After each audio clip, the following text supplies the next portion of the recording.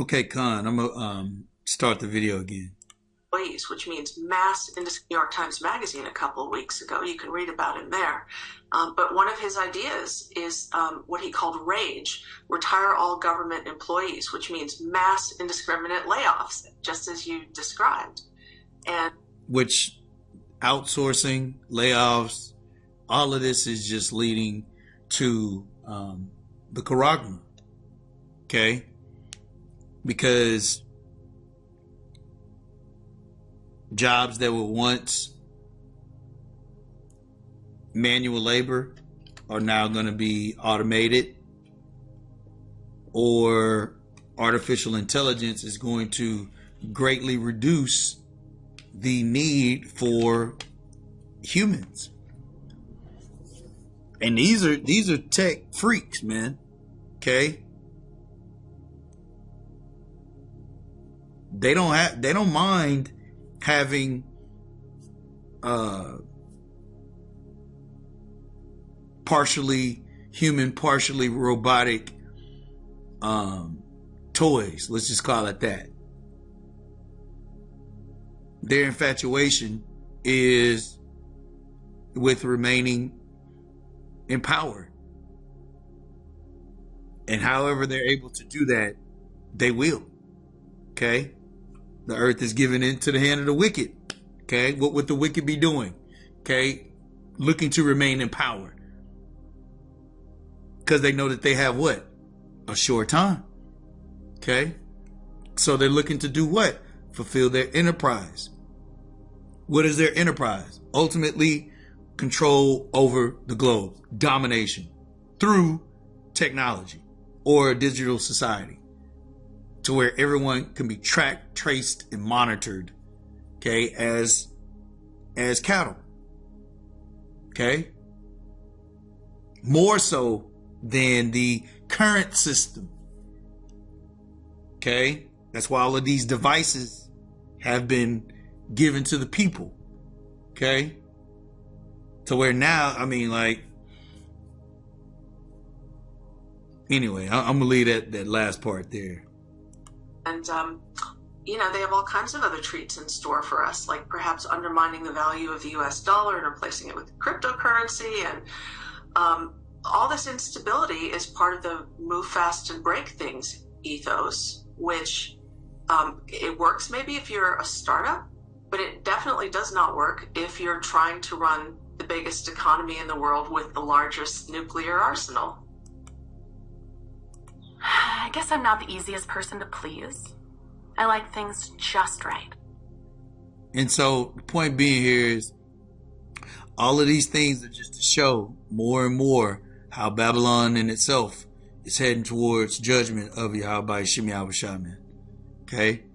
I think I have one more article I'm gonna share, and then I'm gonna wrap up here.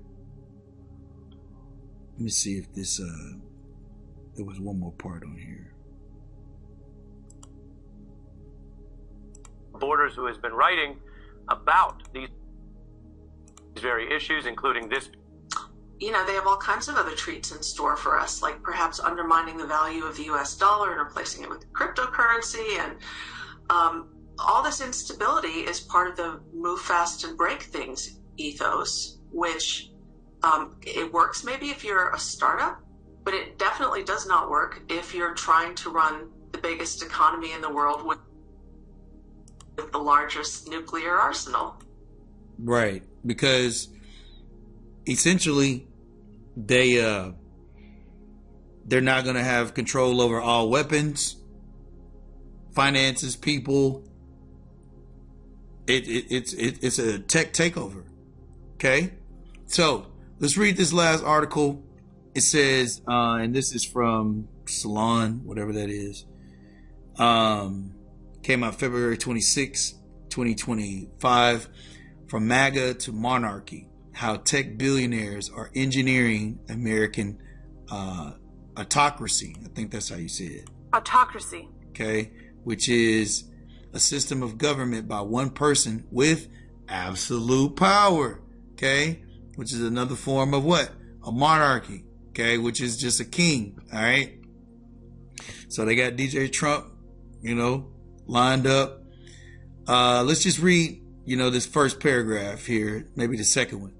Thomas Paine, the father of American Revolution, wrote in opposition to the British monarchy and in favor of American independence. We live in a period of revolution that is rapidly moving towards a return to a monarchy.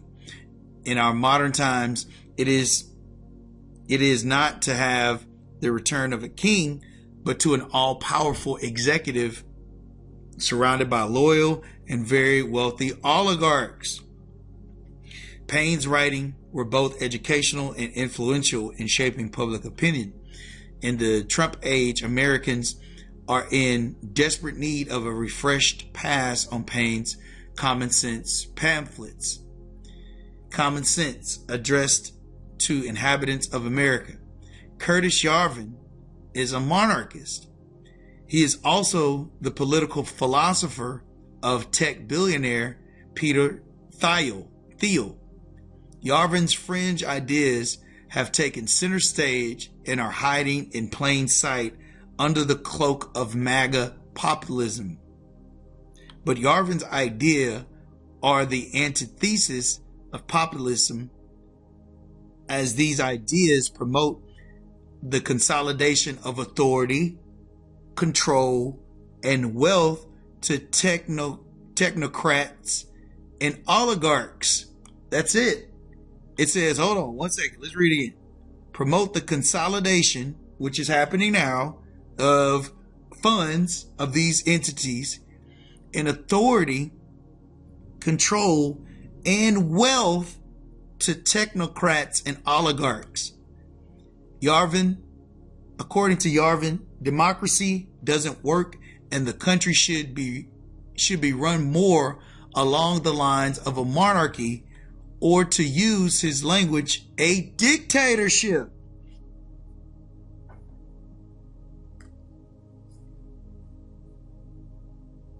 You see, China, Russia, and now Babylon, aka America,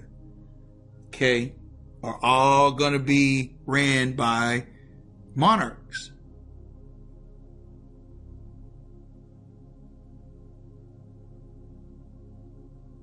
Or in other words, a dictator.